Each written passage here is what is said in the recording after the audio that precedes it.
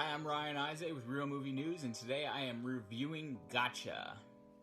Gotcha has a typical slasher premise with a group of friends taking a break from college to go on a trip to a cabin in the woods, and they slowly get picked off one by one.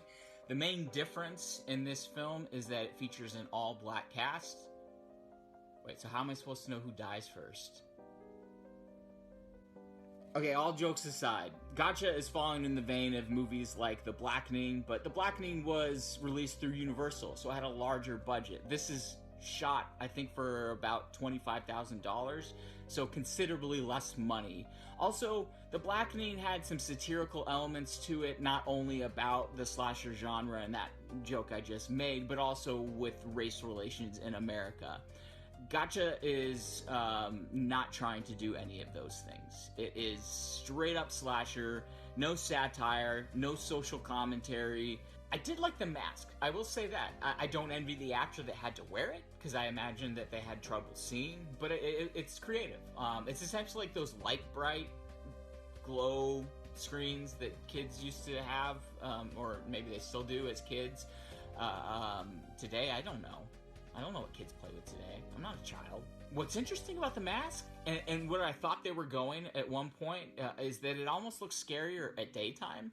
It reminded me of The Burning, which is a slasher set in a camp where a lot of the deaths take place during daylight, and people were shocked that that's not a common thing that you see in slashers. Also, I understand this is a low-budget film, so there's only so much that they could do in terms of the effects, the deaths, the violence, the gore that you expect.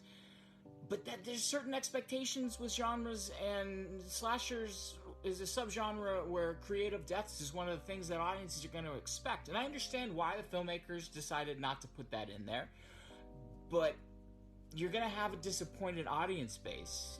Thomas Schatz said, in terms of genres, there's an unspoken agreement with the audience that the filmmaker can't change things up so much from the genre expectations that they're disappointed, but you also can't just give them the same thing over and over again, otherwise they'll get frustrated and they'll want something new, like you're seeing with the Marvel films right now.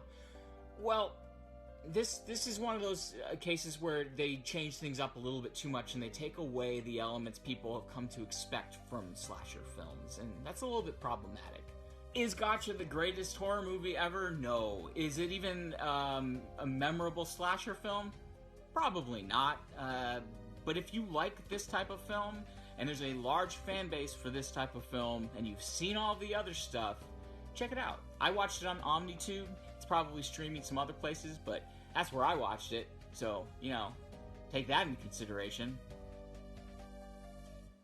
Alright, enjoy the show.